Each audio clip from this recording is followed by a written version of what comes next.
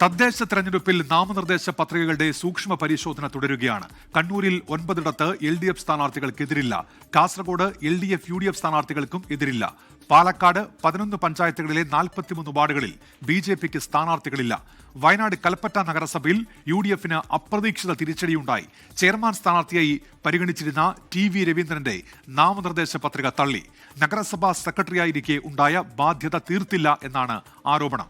വിശദാംശങ്ങളുമായി ഇപ്പോൾ മുഹമ്മദ് റഹീസ് കണ്ണൂരിൽ നിന്നും YS അഭിനന്ദ് വയനാട്ടിൽ നിന്നും ചേരുന്നുണ്ട്. ആദ്യം മുഹമ്മദ് റഹീസിലേക്കാണ്. റഹീസ്, ഈ സൂക്ഷ്മ പരിശോധന തുടരുന്നു, ചിലയിടങ്ങളിലൊക്കെ പത്രിക തള്ളുന്നു.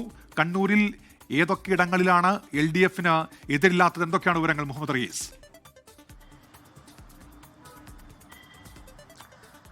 ഉന്മേഷ്, പത്രികയുടെ സൂക്ഷ്മ പരിശോധന തുടർന്നുകൊണ്ടിരിക്കുകയാണ്. അപ്രതീക്ഷിതമായി പല തിരിച്ചടികളും പല രാഷ്ട്രീയ പാർട്ടികൾക്കും ഉണ്ടാകുന്നുണ്ട്. സ്ഥാനാർത്ഥികളെ പത്രികയൊക്കെ തള്ളുകയും ഒപ്പം തന്നെ ഡമ്മി സ്ഥാനാർത്ഥികളൊക്കെയും മുഖ്യ സ്ഥാനാർത്ഥിയാക്കി മാറ്റേണ്ട സ്ഥിതിയൊക്കെ പല പാർട്ടികൾക്കും സംസ്ഥാനത്തുടനീളം വരുന്നുണ്ട്.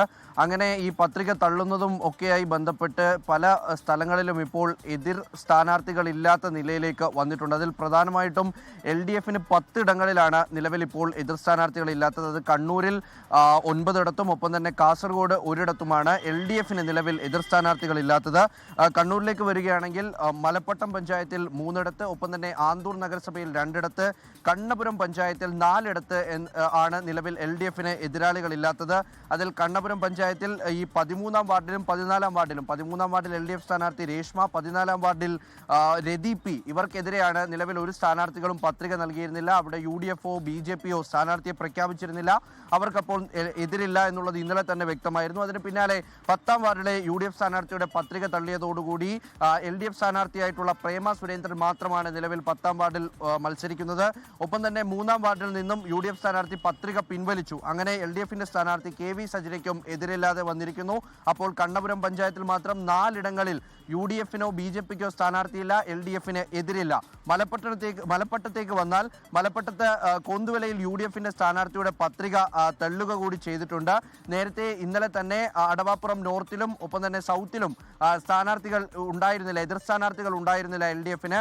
അവിടെ BJPയോ UDFോ സ്ഥാനാർത്ഥിയെ നിർത്തിയിട്ടില്ല, മറ്റാരും മത്സരിക്കുന്നുമില്ല. അപ്പോൾ അങ്ങനെ നിലവിൽ 3 സ്ഥലങ്ങളിൽ നിലവിൽ ഈ മലപ്പട്ടത്തും എതിർ സ്ഥാനാർത്ഥികളില്ല. ഒപ്പം തന്നെ ഈ ആന്തൂർ നഗരസഭ നേരത്തെ നമ്മൾ ഇന്നലെ തന്നെ സൂചിപ്പിച്ചു 2 ഇടങ്ങൾ, അത് മൊറാഴ ഒപ്പം തന്നെ പൊടിക്കുണ്ട് വാർഡ്, ഈ 2 സ്ഥലങ്ങളിലൊന്ന് MV ഗോവിന്ദമാഷിന്റെ സ്ഥലം കൂടിയാണ്, അദ്ദേഹത്തിന്റെ നഗരസഭാ പരിധിയാണ്. അപ്പോൾ ആ സ്ഥലത്ത് കൂടി ഇപ്പോൾ ഈ 2 സ്ഥലങ്ങളിൽ എതിർ സ്ഥാനാർത്ഥികളില്ല. അങ്ങനെ LDFന് കണ്ണൂരിൽ മാത്രം 9 ഇടങ്ങളിൽ എതിരാളികളില്ല.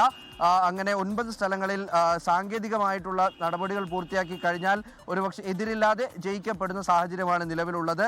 കാസർഗോഡേക്ക് വന്നാലും അങ്ങനെ തന്നെയാണ്. മടിക്കൈ പഞ്ചായത്തിലെ ബങ്കളം 10-ാം വാർഡിൽ LDF സ്ഥാനാർത്ഥിക്ക് എതിരില്ല. ഒപ്പം തന്നെ മംഗൽപാടി പഞ്ചായത്തിലെ 24-ാം വാർഡിൽ UDFനും എതിരില്ല. അവിടെ ലീഗിന്റെ സ്ഥാനാർത്ഥിയാണ്, വനിതാ സീറ്റാണ്, അവർ മത്സരിക്കുന്നു.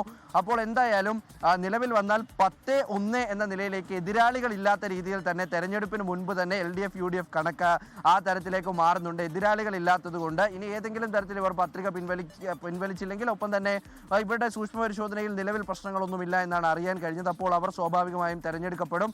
എന്തായാലും കണ്ണൂരിനെ സംബന്ധിച്ചിടത്തോളം കഴിഞ്ഞ വർഷത്തേക്കാൾ കുറവാണ് എന്ന് പറയുന്നുണ്ട്. പക്ഷേ നിലവിൽ ഇത്രയും സ്ഥലത്തും UDFനോ BJPക്കോ സ്ഥാനാർത്ഥിയെ നിർത്താൻ കഴിഞ്ഞില്ല. അതും ഒരു ചോദ്യമായി തന്നെ വരും. സംസ്ഥാനത്തുടനീളം നിലവിൽ ഇപ്പോൾ ഇതാണ് ചർച്ച ചെയ്യുന്നത്. കാരണം തെരഞ്ഞെടുപ്പ് പ്രഖ്യാപിക്കും മുൻപ്, സൂക്ഷ്മ പരിശോധന കഴിയും മുൻപ് തന്നെ ഈ 10-1 എന്ന നിലയിലേക്ക് കാര്യങ്ങളൊക്കെ വന്നിട്ടുണ്ട്. എന്തായാലും സൂക്ഷ്മ പരിശോധനയുടെ അന്തിമ ഫലം വരുമ്പോൾ ഇനി ആർക്കെങ്കിലും അപ്രതീക്ഷിത തിരിച്ചടി ഉണ്ടാകുമോ എന്നുള്ളത് കുറച്ചുകൂടിയൊക്കെ വ്യക്തമാകും. ഉന്മേഷ്, ശരി. മുഹമ്മദ് റഹീസാണ് കണ്ണൂരിൽ നിന്ന് വിവരങ്ങൾ നൽകിയത്.